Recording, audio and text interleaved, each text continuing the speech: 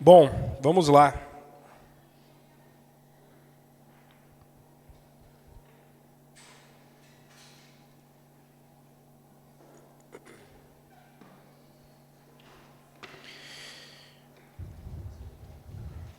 Só arrumar tudo aqui, deixar tudo pronto. Tá bom assim, gente? Dá para ver bem aqui? Esse microfone está atrapalhando? Não? Por que tá rindo, cara? Muito tempo de célula, já me conhece. Tá, gente, tranquilo? Tá bom aqui, né? Deixa eu ver.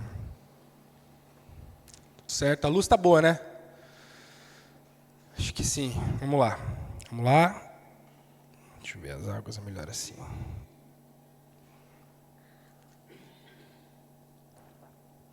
Ok, tá bom o volume? Dois, estão me escutando bem, né?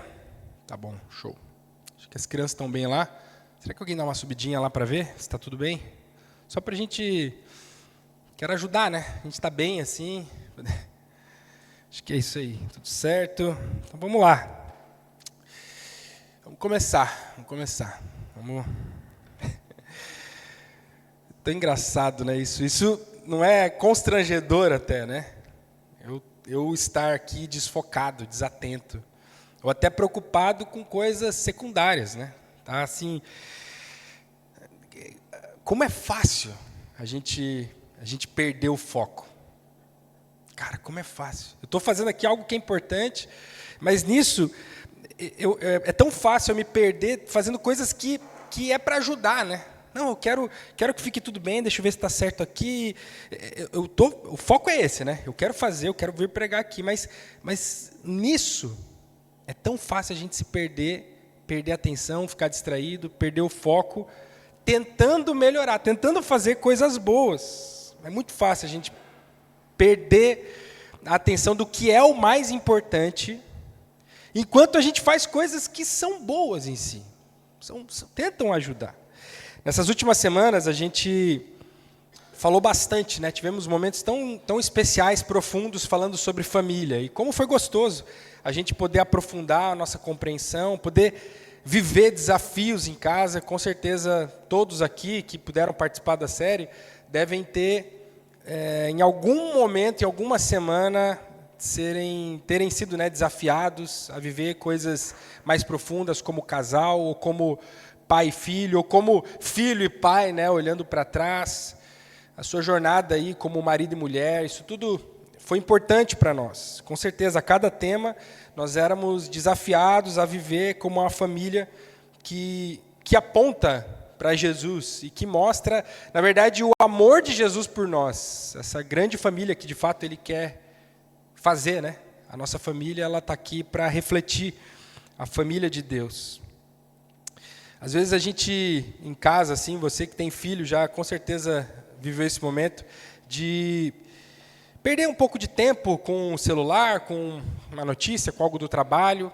E aí você olha para os seus filhos e pensa assim, puxa, as coisas passam, né? O tempo passa, a gente está vendo agora, o Boaz está crescendo, as crianças estão crescendo, o tempo passa. Às vezes a gente perde tempo com coisas menos importantes, né? Trabalho, né? Passa tempo fora. E aí, cara, tem coisas passageiras, pequenas, às vezes, ou até grandes, né? Falando de trabalho, mas que quando comparadas com a família, por exemplo, perdem assim, a importância, né? Perdem tanto da importância, fica, puxa, isso aqui não é tão importante assim. Coisas que importam muito menos que a família, coisas passageiras. Agora, eu queria te lembrar uma coisa, até a família passa. Sabe disso? Até a família passa. Um dia, até as nossas famílias vão passar. Você já parou para pensar que as nossas relações familiares aqui na Terra, elas são passageiras. Representam uma etapa da nossa vida. Da nossa vida aqui, claro, tudo que fazemos. E como eu disse, tantas outras coisas são menos importantes do que a família, mas até a família é algo passageiro. O que nós temos falado, né, nas últimas 10 semanas é que a família existe para servir a missão e não substituir a missão, no fim das contas. A família, ela existe para servir a missão e não substituir a missão. A nossa missão, acima de tudo, ainda não é a família. A família é uma ferramenta, e talvez a ferramenta mais poderosa que nós temos para servir a missão. Mas não deve substituir a missão. Deus nos chamou para uma vida nova, focada na eternidade. Claro que sim. E o que nós fazemos aqui, em tudo, em qualquer área, em qualquer âmbito, inclusive na família, revela o quão atentos, quão focados nós estamos na missão, ou distraídos, ou desatentos na missão. Nós falamos sobre família, casamentos, rotinas, mas nisso tudo, nosso foco, queridos, precisa estar naquilo que é eterno. Quando a nossa prioridade, de fato, é o avanço do reino, quando essa é a nossa prioridade, a nossa atenção ela é atraída nessa direção. Ela é atraída nisso. A gente começa a ofuscar as outras coisas e perceber o que é o mais importante. E, queridos, nós estamos caminhando numa etapa diferente aqui como igreja. A nossa igreja aqui em Santa Cruz está caminhando numa nova etapa, para uma nova etapa de organização. Temos falado sobre isso. E domingo que vem é um dia muito importante, um dia D aí, né, na nossa conversa. Eu queria muito que toda a igreja estivesse aqui, porque eu, com calma, quero explicar um pouquinho do que nós vamos viver, né, quais são os próximos passos. Nessa nova etapa, é muito importante nós estarmos atentos, discípulos atentos para o avanço do reino. Bom, queria te convidar a abrir a tua Bíblia em João, capítulo 4.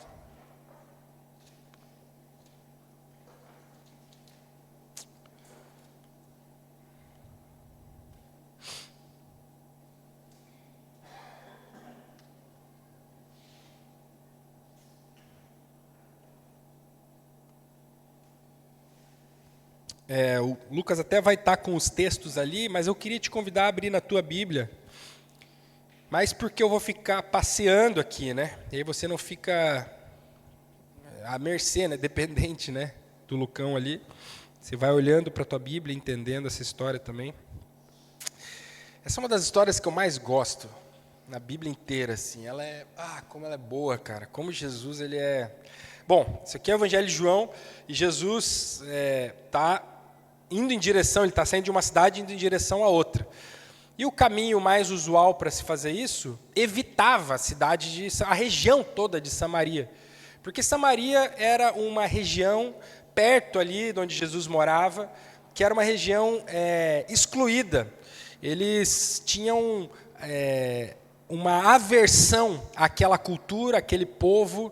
Os judeus, a etnia ali de Jesus, eles... Uma vez, há 700 anos atrás, eles estavam juntos com o povo de Samaria, nessa época de Jesus aqui, né? 700 anos antes eles estavam juntos. Mas o jeito que Samaria foi dominada e foi misturada, e outros deuses, outras raças ali de povos, outras culturas, isso tudo gerou, e assim, erroneamente, claro, no povo judeu, um asco, um desprezo. Eles achavam os samaritanos inferiores, menores, indignos, desonrosos. Então, eles faziam de tudo para evitar passar por aquela região. E aí Jesus, diz o texto, que ele estava indo em direção à Galileia, saiu da Judéia em direção à Galileia. E o caminho mais natural para um judeu seria, obviamente, evitar aquela região péssima, aquela região que não se passa por lá. Por lá não se vai. E no versículo 4 diz... Era-lhe necessário passar por Samaria. Jesus fez questão de passar por ali.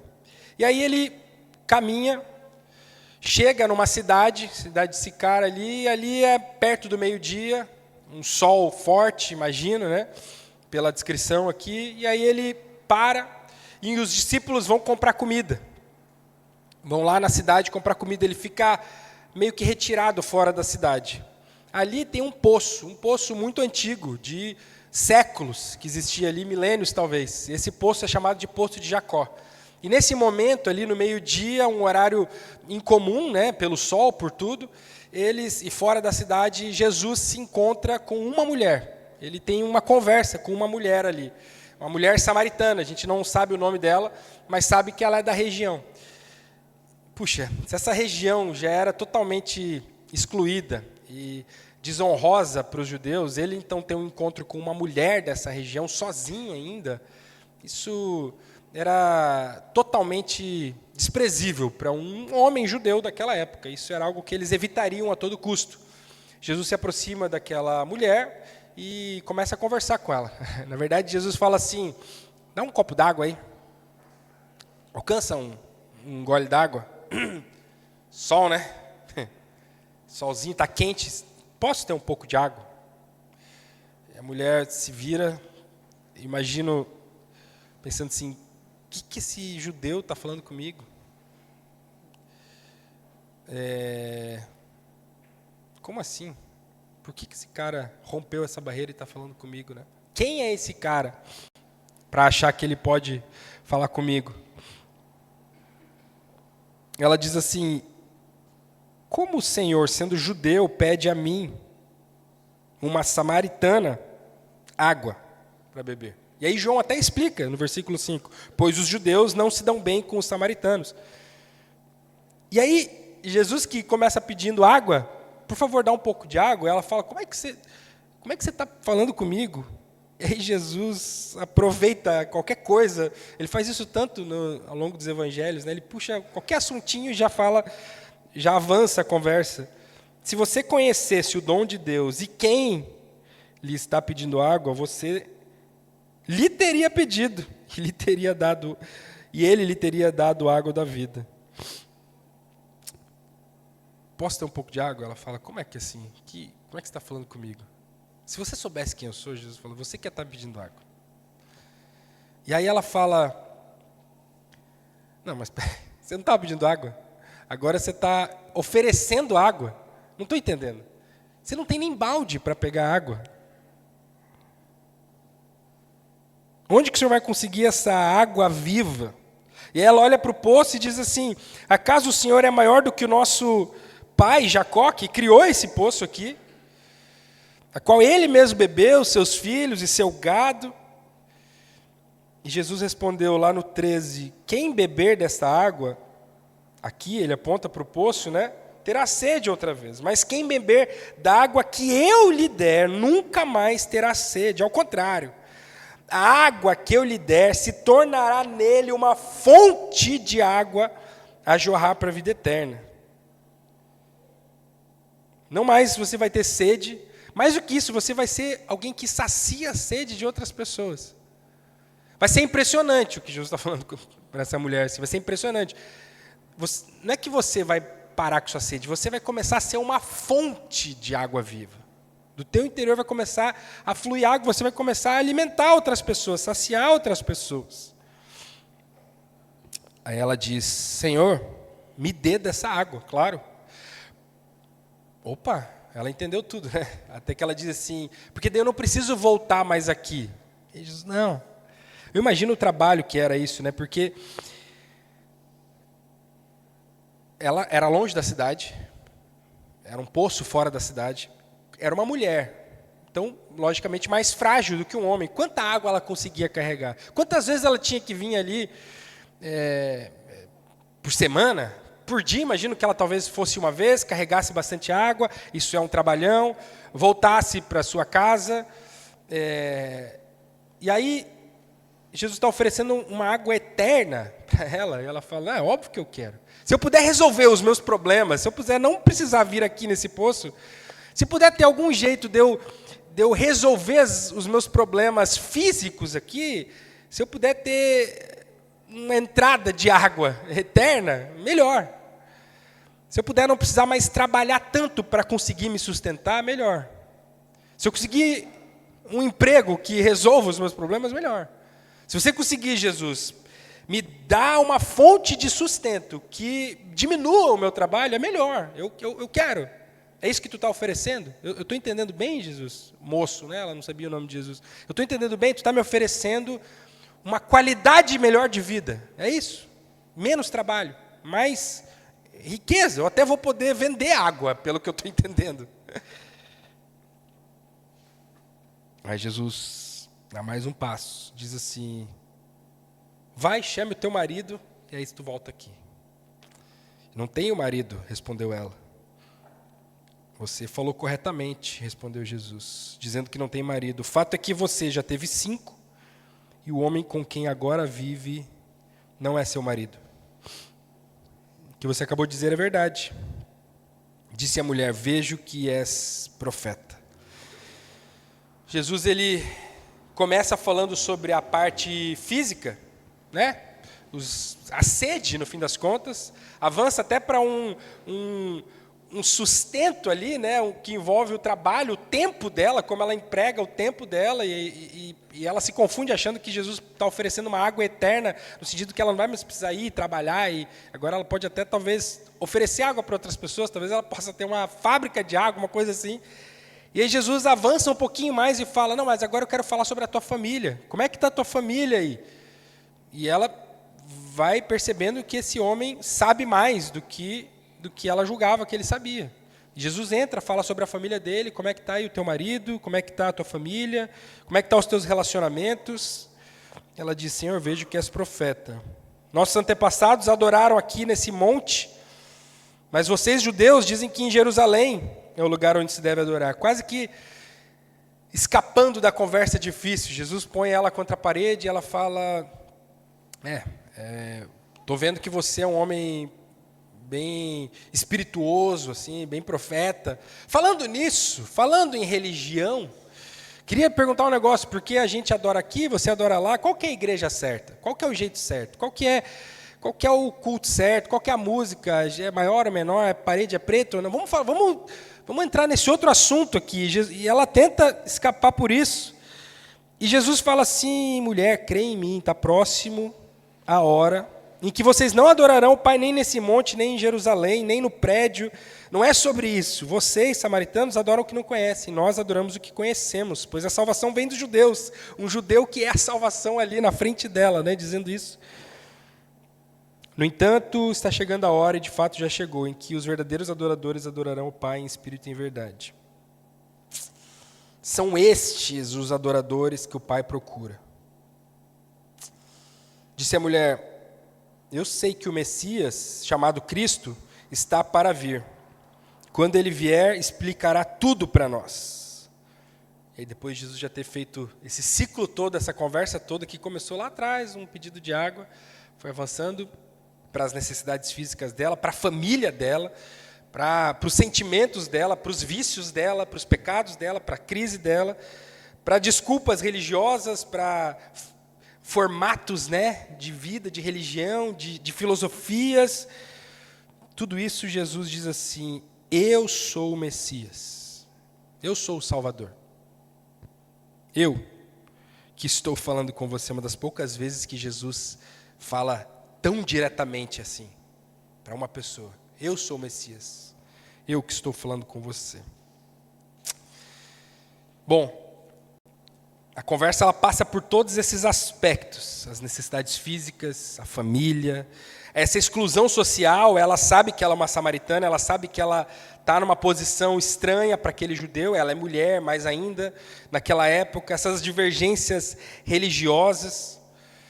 E ela estava vivendo uma situação bem ruim, no fim das contas. Familiarmente bem ruim, a sua família estava destruída, cheia de traumas, de vícios, de pecados. E, queridos, todos nós aqui já fomos impactados por Jesus em alguma dessas áreas, não é verdade?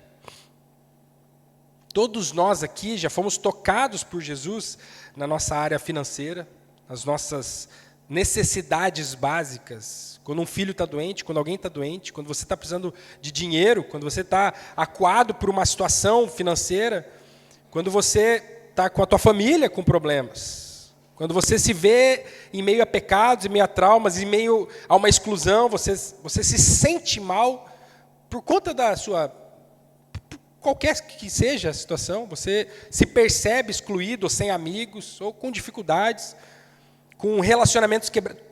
Essa situação aqui, ela é análoga para todos nós. A gente já se percebeu isso aqui, não é verdade? São todos aspectos válidos e que Jesus toca de maneira muito real. Jesus se importa com isso, ele gastou tempo com isso, falando tudo isso para a mulher. Mas não é tudo, não é tudo.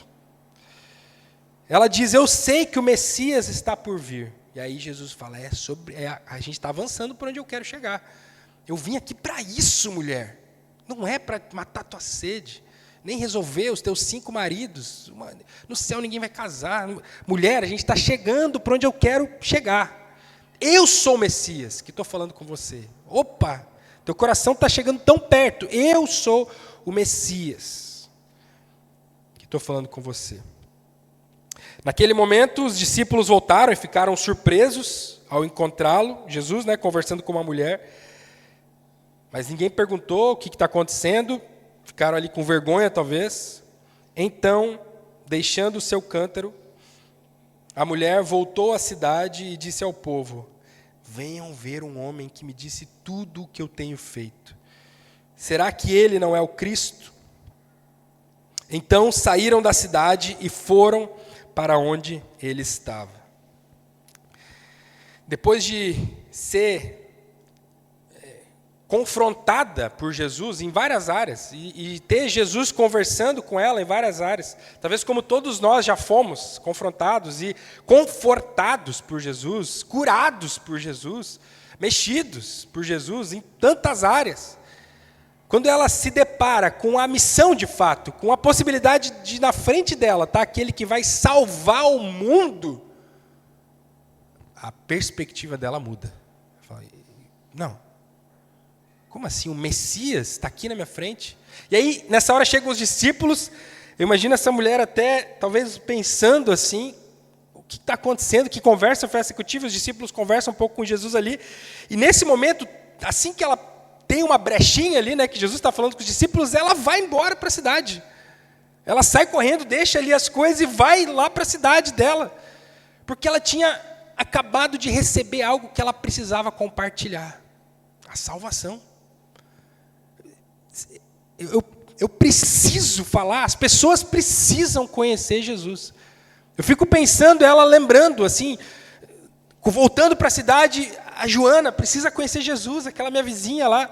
Meu Deus, a minha sobrinha, ela está precisando desesperadamente de Jesus. O meu vizinho, os meus maridos, os meus ex, aquele que eu estou agora, o cara da esquina, eu preciso falar para todo mundo. Ela começa, e veja, gente, é uma mulher que há poucas palavras antes estava querendo água eterna para não precisar trabalhar mais, estava tentando dar desculpinhas sobre o casamento dela. Não, meu casamento está bom, está tudo certo. Não tenho marido, mas ela está com um cara na casa dela. Não, vamos falar então de religião. Isso aqui eu entendo, porque aí a gente consegue criar uma polêmica aqui, aí eu saio por cima, porque ela estava toda errada. Toda errada. Ela nem entendeu direito quem era Jesus. Ela estava cheia de vícios, cheia de pecados, ela tinha um monte de coisa para resolver. A jornada dela como discípula de Jesus estava literalmente só começando. Muita coisa ainda seria exigida dela. Ela teria que tomar a cruz dela, matar o eu dela por anos. Essa vida é longa, a santificação dela vai longe ainda.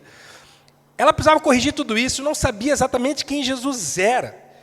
Mas ela não tinha dúvida da missão dela. A missão dela estava muito clara. Eu preciso testemunhar que eu encontrei o Salvador do mundo. Isso aqui é muito importante.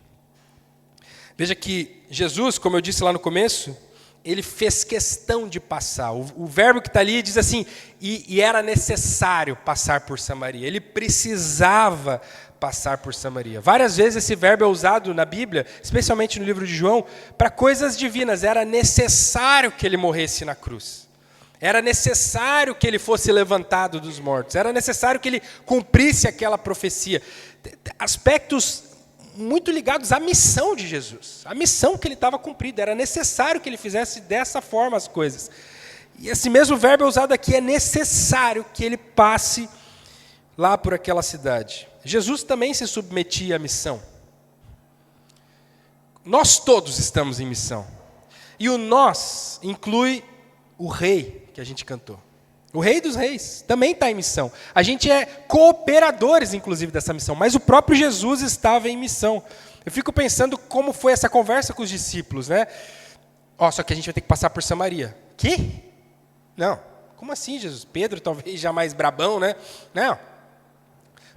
Não faz sentido nenhum. Não, mas a gente vai ter que passar por Samaria. E não sei se já chegou no The Chosen essa parte. Eu não vi The Chosen muito, tá? Eu gosto, mas eu não vi. Mas fico imaginando como é que eles devem ter feito, né? O Dallas lá, o diretor deve ter feito. Mas Jesus, ele deve ter chocado, ou até criado uma indisposição com os discípulos, claro. Por que a gente vai fazer isso? Vai passar por um lugar tão ruim? Ele foi contra o padrão da sociedade, falou com aquela mulher mesmo ficou, cara, como é que esse cara está falando comigo? Por que esse homem? De onde esse judeu está quebrando tantos paradigmas? Jesus teve que ir contra a sua própria fome. Veja, os discípulos foram comer, diz a Bíblia. Foram lá, era a hora do almoço, foram comer. Jesus estava com sede no sol, estava com fome. Mas todas essas coisas, além disso, ele teve uma conversa difícil com a mulher. Jesus teve que falar coisas duras para ela. Começa pedindo água, depois já fala que ele tem uma água eterna, depois já fala do marido dela, depois já fala de religião. Isso tudo em minutos. Jesus estava fazendo coisas que eram incomuns, ou que iam contra a vontade natural das coisas, ou até dele mesmo, porque ele estava em missão, ele precisava fazer isso. Ele estava em missão. Não me importa se eu não comer. Eu não me importo se eu tiver que falar coisas difíceis para essa mulher. Eu não me importo se os discípulos acharem que eu isso, que eu aquilo, que não entenderem. Queridos, às vezes nós precisamos fazer coisas contra a nossa vontade. Às vezes nós precisamos fazer algumas coisas. É necessário, como diz lá no texto, que nós façamos algumas coisas. Bom, isso é muito comum com as crianças, né? Quantas conversas a gente já não teve com as crianças dizendo assim, eu sei que tu não quer fazer isso, mas precisa fazer isso. Eu sei que tu não quer comer verdura, né? Comer bem, comer tudo, dormir agora, fazer a lição de casa, mas precisa fazer isso. É tão comum a gente ter esse tipo de diálogo com as crianças, com pessoas mais novas, né? E nós mesmos adultos, a gente precisa trabalhar, não é verdade? Às vezes o chefe fala assim, cara, você precisa fazer isso, ou vou precisar acordar mais cedo. E a gente está acostumado com essa relação de fazermos coisas que não necessariamente nos agradam, não é verdade? Mas coisas que fazem parte da missão. Fazem parte do que é mais importante, fazem parte do que se espera que nós façamos. E é a mesma coisa aqui. Nessa quinta agora, foi interessante um dos juniores falando assim, mas eu não estou com vontade de orar agora. E a gente, os adultos, olhamos assim, não, mas quantas vezes nós também não estávamos com vontade de orar? E a gente ora mesmo assim. Querido, muitas vezes, você não vai estar com vontade de fazer as coisas. Jesus não estava com vontade de passar fome naquele dia. Estou com uma vontade de não almoçar hoje, ficar no sol lá conversando com uma mulher que eu nunca vi na minha vida, conversa difícil, tem que falar do marido dela e tal, ela vai me questionar, vai achar que eu sou um vendedor de água. Nossa, sair... A missão é mais importante. Tem coisas que nós precisamos fazer. Vou te falar algumas. Acordar mais cedo. Fechar a porta do teu quarto ou de algum lugar, como diz o versículo lá, né? Ajoelhar e orar. Você precisa fazer isso. É que eu dormi tarde, eu não estou com vontade, eu sei, mas eu não estou falando disso. A gente já passou do nível da conversa de vontade, né? Você está entendendo que são coisas que às vezes a gente precisa fazer, faz parte da missão. Você precisa acordar mais cedo, dormir mais tarde, ficar sem almoçar, para ter tempo de devocional. Homens, olha aqui para mim, vocês precisam, é necessário que vocês liderem a sua família espiritualmente. Pastoreiem o coração das suas esposas. Isso é necessário. É assim. Mas é que eu não estou com vontade. Ela, se eu soubesse como ela é difícil para mim, se soubesse isso, eu não tenho preparo. Eu não estou falando da situação, eu não estou falando que é fácil passar por Samaria, eu não estou falando que é natural, eu não estou falando nada disso. Eu estou falando que é necessário, por causa da missão, algumas coisas. A gente faz as coisas. A missão ela é maior do que isso.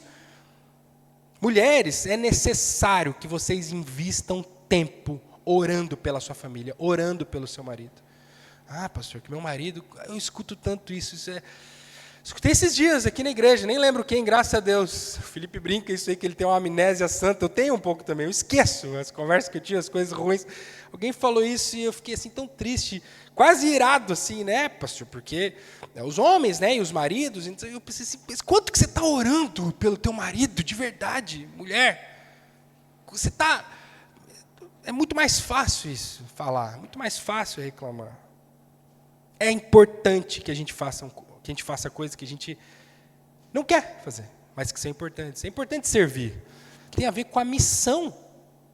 Algumas coisas precisam ser feitas. Os juniores, aqui na quinta, a gente, nessa quinta, teve uma quinta assim frustrante, porque só vieram 2 juniores.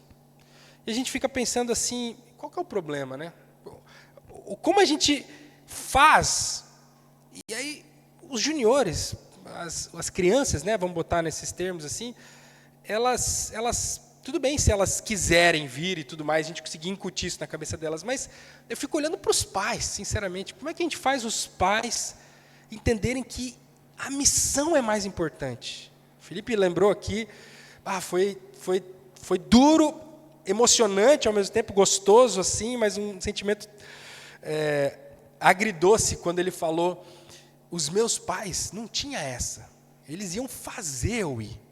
E não é só aquele, vai para os juniores. Eles iam vender a ideia. Eles iam tentar fazer aquilo acontecer. Não, Felipe, você vai ir, porque é legal. E tentar convencer. Talvez se desse errado isso, em algum momento eles iam mandar mesmo. Mas você vai, porque é importante. Para aprender também que nem tudo a gente faz o que a gente quer. Mas antes disso, eles iam estar lá, eles iam chegar mais cedo, eles iam tentar. Não, eu compro uma comida, eu preciso fazer, isso é mais importante. Eu quero que o meu filho viva isso. Isso é a missão. Eu quero alcançar o coração dele. Eu quero que ele, talvez daqui a 30, 40 anos, esteja à frente de uma igreja, pastoreando com uma família linda. Eu quero ver ele na obra. Eu quero ver ele salvo. A gente falou aqui sobre dinheiro, né? Duro, cara. Duro. Meter a mão no bolso aqui, né? A gente é o Pix, né?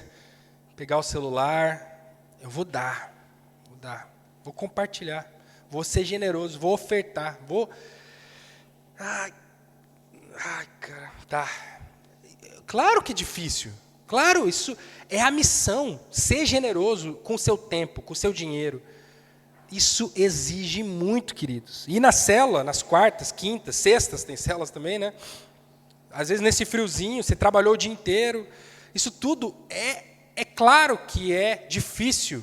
Mas é necessário. Abrir uma célula na sua casa, falar de Jesus para os seus vizinhos, para os seus amigos. Gente, a missão toda aqui. Estou falando com adultos, fora o Pi. Eu não faço tudo o que eu quero. E o Pedro, os 2 P's aí, né? Eu não faço tudo o que eu quero. O que nos move é a missão, queridos. A missão. Veja que ela deixou o cântaro. Diz lá que ela... Naquele momento, ali no 28, então, deixando o cântaro, a mulher voltou à cidade e disse ao povo, e ela vai fazer a missão ali, né? Ela entende a missão. Ela só estava ali por causa do cântaro, lembra disso? Ela não foi passear no poço, né? Não era um shopping aquele poço, ela só foi pegar água com aquele cântaro. E a razão de vida dela muda. O tempo dela, a prioridade dela muda. Aquilo que era literalmente a coisa mais importante ali no poço era o cântaro dela. Porque se ela chegasse lá sem cântaro, ela podia beber água e ir embora. Ela abandona aquilo, porque ela entende a missão. Ela deixou aquilo que era prioridade, mudou de prioridade. Deixou de ser, ainda que importante, ainda que ela teria que voltar amanhã, ou naquele mesmo dia, para buscar o cântaro, para pegar mais água. A vida dela seguiria, mas, a prioridade agora é outra. Jesus se tornou suficiente para ela. O cântaro, ele perdeu um pouco do valor, não é mais o que é mais importante. Lembra de Paulo falando, gente, tudo isso aqui que eu estou fazendo, todo o meu judaísmo, toda a minha história, tudo que eu sou, isso aqui eu considero como esterco, ele fala. Em comparação com conhecer Jesus, com viver com Jesus.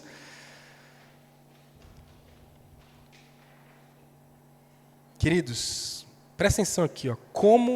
Presta atenção nisso que eu vou te falar. Como é comum, é rotineiro, nós abrirmos mão de coisas boas em prol da missão. É comum, faz parte. Faz parte, como esse cântaro aqui, como as coisas que Paulo está falando, faz parte nós deixarmos de lado um pouquinho, abrirmos um pouco mão de coisas boas, coisas sinceras, genuínas, em prol da missão. Em prol da missão. A nossa família tem vivido isso, é uma alegria. Sincera, claro, tem momentos extremamente difíceis, tristes, e não vou dizer de dúvida, né? Mas momentos de aflição, assim, a gente ficar em casa quietinho, pensando, cara, que difícil que está hoje, que difícil que está essa semana. Coisas que nos abalam, né? Mas quando eu olho para um panorama maior e fico pensando assim, quanta coisa boa. E eu não estou dizendo boa no sentido de coisas legais, coisas boas no sentido de não más, coisas do bem, coisas positivas, coisas genuínas. A gente teve que abrir mão para viver a missão. Isso aqui é bom, isso aqui é valoroso, isso aqui é ok, é legal isso, mas ficar com a Suzy, às vezes em casa, a gente poder, cara, hoje vamos ter um tempo nosso, conversar, ou só descansar, foi uma semana, e aí eu sei que eu tenho que visitar alguém. Pensei, é bom ficar com a minha esposa.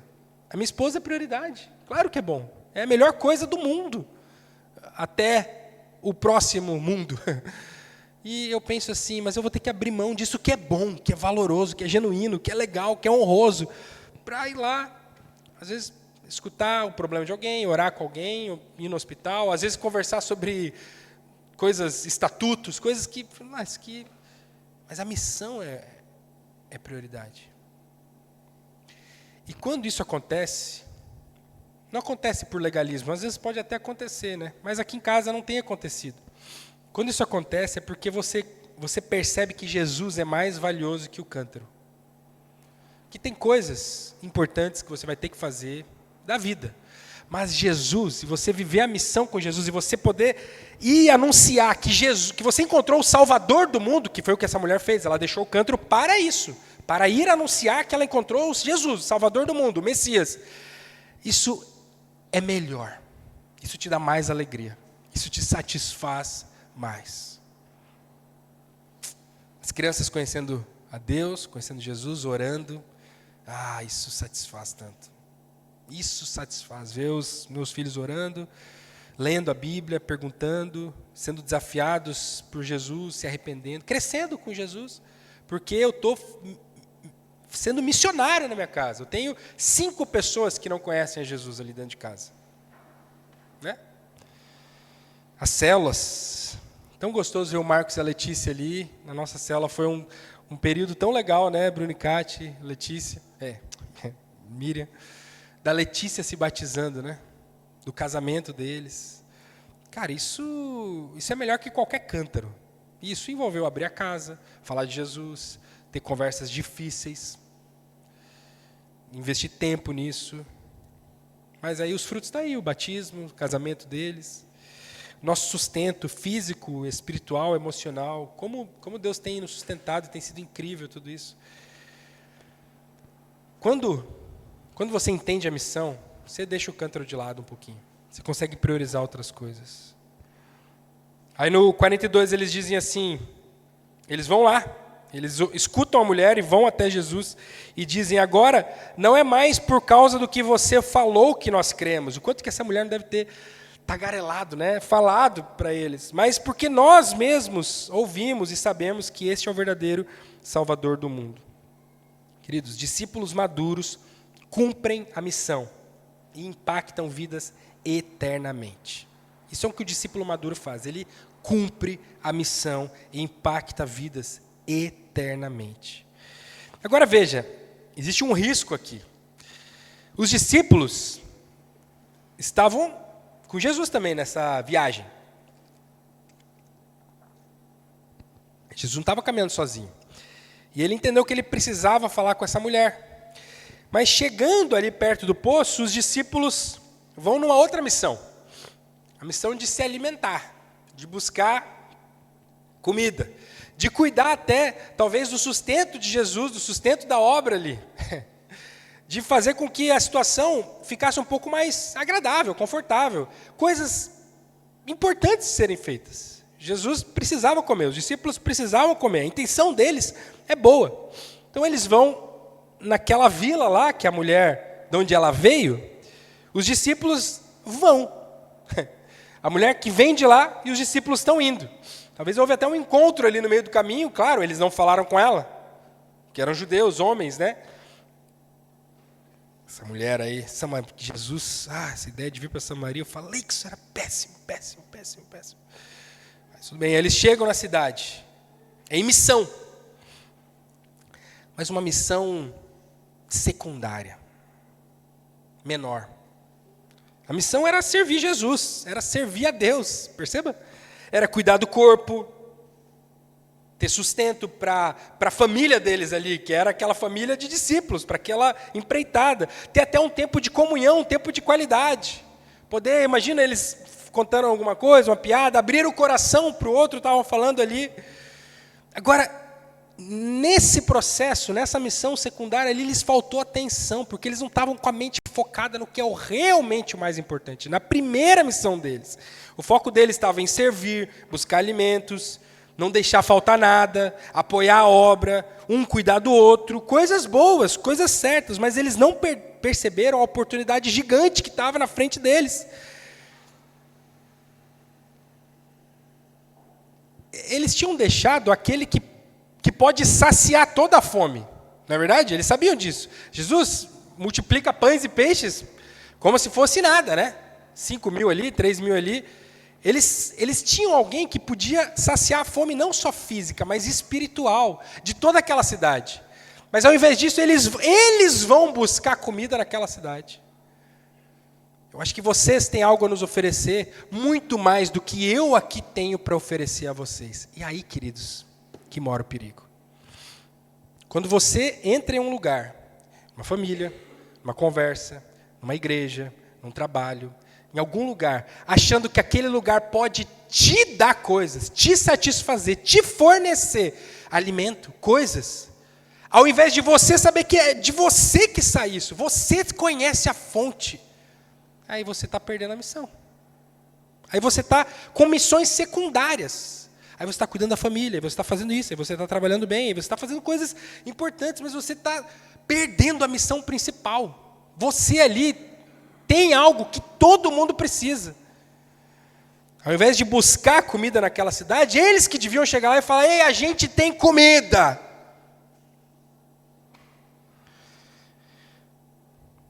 Eu aqui no início da mensagem, né?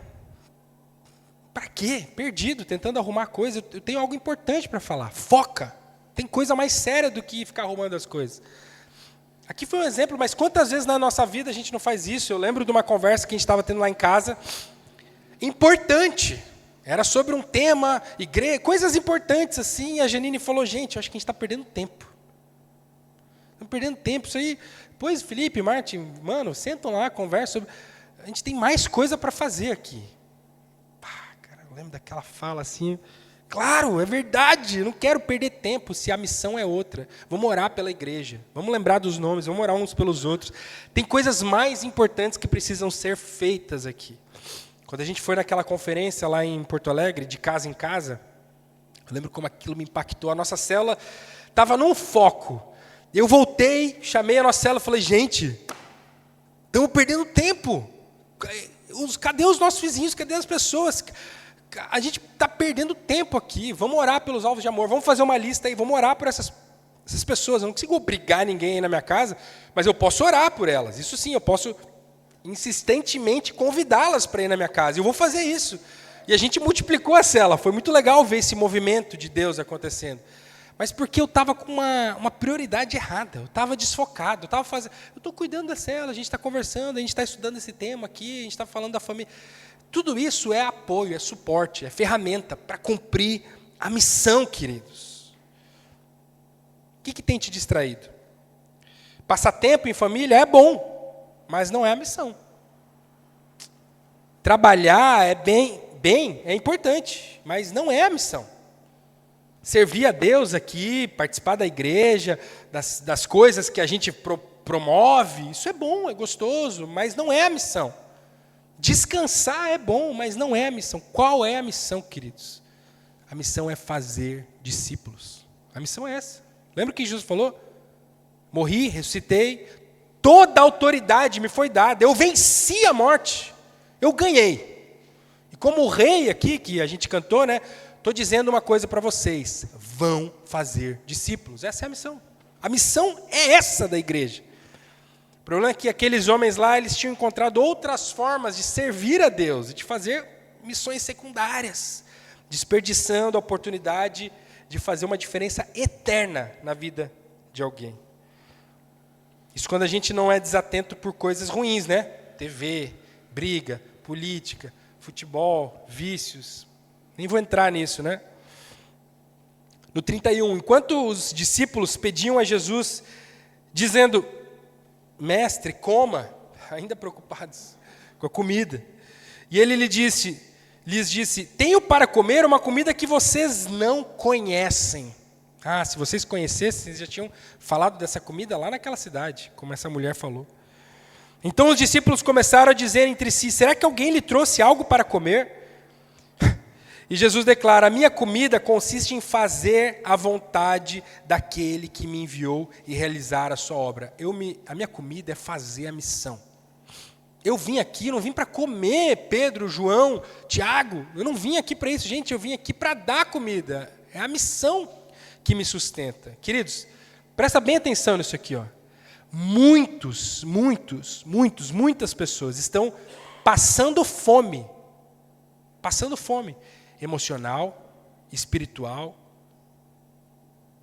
se sentindo insatisfeitos na sua família, no seu trabalho, individualmente, no seu âmago, porque estão desatentos quanto à missão. Porque estão desperdiçando tempo, estão desatentos, desfocados, estão com missões secundárias. O que mais vai saciar a tua fome, o que mais saciou a fome de Jesus, os anseios do próprio Deus aqui. Imagina, para Jesus falar, eu estou satisfeito em fazer a missão.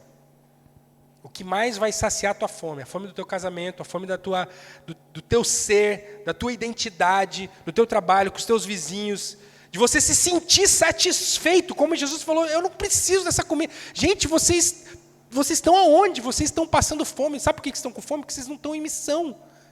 É o que Jesus está falando para aqueles discípulos, para nós. Queridos, muitos estão passando fome porque estão desatentos quanto à missão, se sentindo vazios, falta de sentido, falta de propósito, reclamam, não sei se eu quero isso, não sei se eu quero aquilo, aí meu casamento, aí eu preciso ajudar aqui no trabalho, estou cansado, estou me sentindo culpado, será que eu estou fazendo certo, será que é aquilo, a vida não caminha do jeito que eu quero, e aí problema dentro de casa, e aí meus filhos, e aí falta de dinheiro. Dá vontade de chacoalhar e falar assim, é que você está desatento, cara, você não está cumprindo a missão. Se você cumprir a missão, você vai se sentir satisfeito. Cada célula, cada discipulado, cada devocional, a cada encontro dos juniores aqui, a cada visita que você recebe na sua casa, a cada conversa evangelística que você tem, os discipulados que você se submete e faz com outras pessoas, submete elas a ter esses encontros que só falam da missão, são intencionais. Eu estou aqui para falar da missão, para fazer discípulos. Existe uma satisfação que só participa quem está focado, atento, quem conhece a missão. E aí Jesus diz para eles, vocês não dizem que ainda faltam 4 meses até a colheita? Eu, porém, lhes digo, levantem os olhos e vejam os campos, pois estão maduros para a colheita. Jesus estava naquele lugar, naquele campo, talvez recém-plantado, e Jesus está falando assim, vocês olham para as lavouras e dizem, falta meses ainda, isso aqui, e Jesus fala assim, vocês estão preocupados com o pão, com o trigo que está nascendo, com as coisas físicas, eu quero que vocês levantem, para de olhar para o pão que vocês querem me dar, me alimentar, que vocês foram lá na cidade buscar, tão importante, para de olhar para isso, e olha para os campos que eles estão brancos. Jesus está falando das pessoas, dizendo assim, vocês estão preocupados com as coisas passageiras? 4 meses isso, vai preparar o campo, vai estar bom. Não, Jesus falando, não estou falando disso, estou falando que as pessoas estão sedentas por mim. As pessoas precisam ouvir, a missão precisa acontecer. As pessoas estão prontas para serem alcançadas. E às vezes a gente, na nossa geração, diz assim, mas é que essa geração, essas pessoas, esses jovens, agora com a TV, agora com a internet, e a gente vai criando desculpas, falando, faltam 4 meses ainda, as pessoas precisam preparar, se acontecesse tal coisa, se o Brasil fosse assim, se fosse assado, se a igreja... E Jesus está falando, para de olhar para o pão, levanta os olhos, olha para as pessoas, elas estão precisando, os campos estão brancos, é uma mudança de foco. A geração atual, e todas elas, estão prontas para serem colhidas, para serem anunciada a palavra para elas. Para onde você está olhando, querido? Olha para mim aqui, para onde você está olhando? Para onde estão os teus olhos? Nós estamos vivendo uma estação nova aqui como igreja. A gente tem falado tanto sobre isso. Os próximos mês, as próximas semanas serão tão importantes para nós como igreja. E eu fico pensando, para onde você está olhando? Para onde você está olhando? Onde estão os teus olhos? Levanta os olhos. Como Jesus disse, levantem os olhos. Compartilhe o seu testemunho com as pessoas. Levantem os olhos. Participe da célula, levanta os olhos, igreja. Seja generoso, contribua financeiramente. Levanta os olhos. Homem, fala com a sua esposa sobre Jesus, discipule ela, discipule os seus filhos. Levantem os olhos, vamos servir no infantil. Vamos levantar os olhos, vamos discipular essas crianças. Levantem os olhos, vamos participar aqui dos juniores. Pais que têm, se você não tem. Levantem os olhos, igreja. Olha para o lugar certo. Não fica olhando para coisas pequenas. Cante mais, ore mais, leia mais a Bíblia. Levanta os olhos. Os campos estão brancos para a colheita, é o que Jesus fala.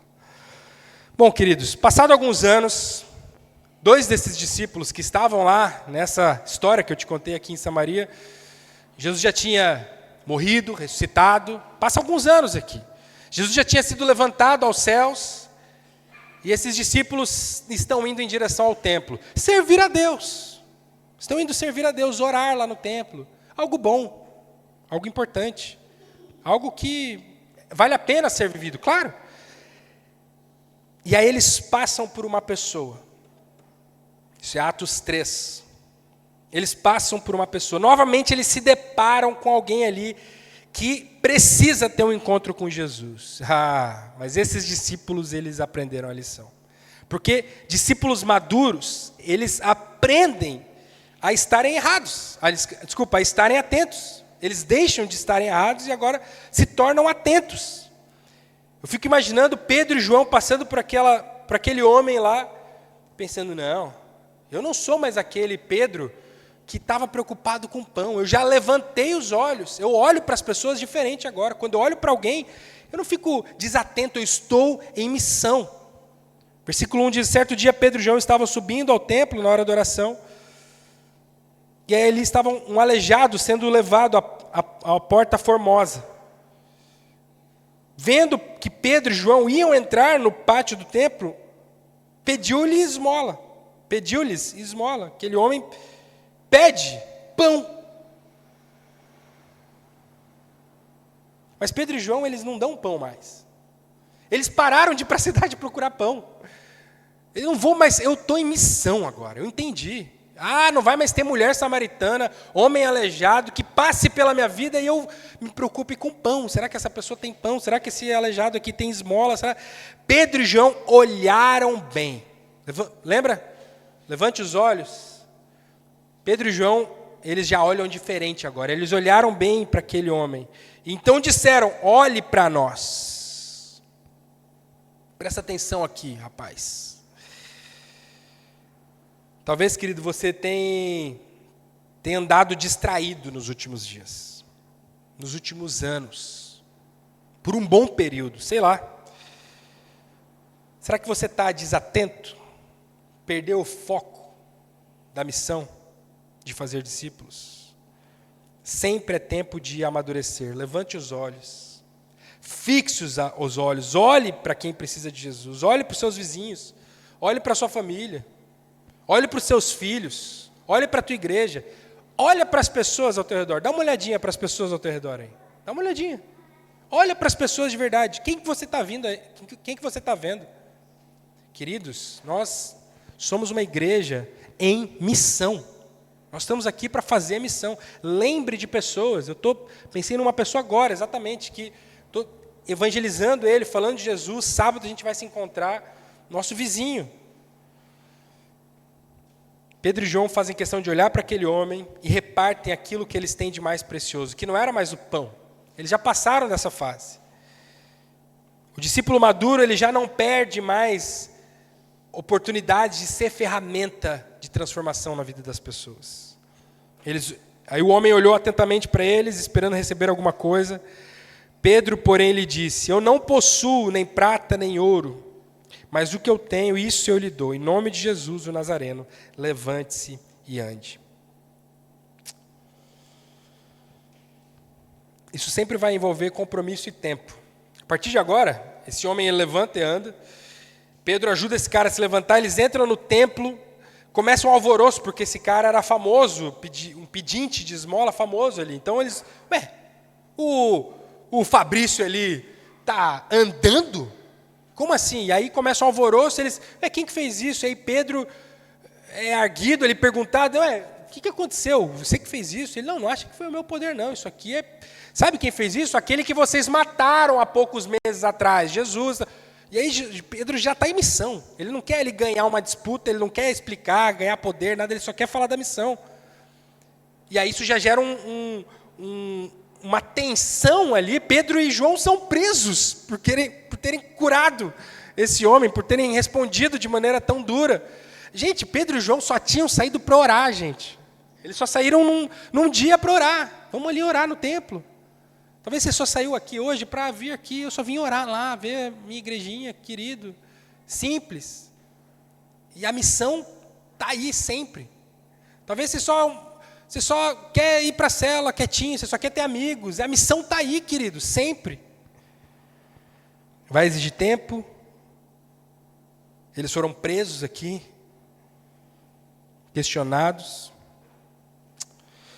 Queridos, nossos próximos passos como igreja são desafiadores. Desafiadores. Vai exigir de nós atenção, comprometimento, fidelidade nossa. Nós não podemos ficar acomodados, desatentos, perder tempo com coisas pequenas. Minha oração é que essa nossa comunidade seja cheia de discípulos atentos, comprometidos com a missão. Ei, você está comprometido com a missão? Você está comprometido com a missão? Você está atento à missão? Eu posso contar com você? Posso contar contigo? Você está atento à missão de fazer discípulos? Evangelismo pessoal, discipulado, a célula, as celebrações, a vida devocional, infantil, juniores, o serviço, o bolso, o tempo, tudo que nós fazemos deve responder a uma pergunta: isso faz parte da missão? Você está comprometido com isso? Posso contar contigo? Você está junto nisso? A pergunta que fica para nós é: você está atento de fato à missão? Faça parte, querido, de uma igreja atenta ao que Deus está fazendo ao nosso redor. Vamos orar sobre isso? Senhor Deus, obrigado porque o Senhor nos dá palavras tão íntimas, que falam tanto ao nosso coração, tanto à realidade que nós estamos vivendo hoje. Obrigado porque nós podemos nos reunir aqui num grupo de amigos, irmãos na fé, e sermos confrontados, é verdade, Deus, pela Tua palavra. Talvez como Pedro, João e outros discípulos lá foram confrontados naquele encontro com aquela mulher, ignoraram ela, fizeram vista grossa, abaixaram os olhos, estavam preocupados em servir a Deus a seu modo. Deus, quantos de nós aqui, Jesus, tenha misericórdia da tua igreja, que o teu Espírito Santo mova os corações agora, nos constrange, nos dá o arrependimento. Quantos aqui têm perdido tempo, desfocados, desatentos em relação à missão, achando que, de fato, tem servido a Deus, tem feito coisas boas, mas o nosso foco não é esse. Nos ajuda a aprender com essa mulher e depois com os próprios erros. Os discípulos vão lá e nos ensinam que nunca é tarde, Deus, para começarmos a viver a missão de fato. Levanta os nossos olhos, Deus, que possamos parar de olhar para as coisas passageiras, ainda que valorosas, ainda que boas, ainda que a família, ainda que o trabalho, ainda que coisas importantes. Mexe em nós, Deus. Eu oro assim, porque sei que o Senhor é o dono de tudo. É o mais interessado nessa missão. A missão é tua, no fim das contas. Eu falo aqui, Deus, claro, sabendo que os meus irmãos escutam essa oração, oramos todos juntos, mas, Deus, contigo que eu falo, é para ti que eu apelo, que o teu Espírito Santo tenha misericórdia das nossas vidas e nos faça vivermos a missão que é tua, a missão que só o Senhor pode cumprir, que nós somos cooperadores. Faça-nos acordar, estarmos atentos, Deus. Em nome de Jesus. Amém, queridos? Amém? Tamo junto? Amém?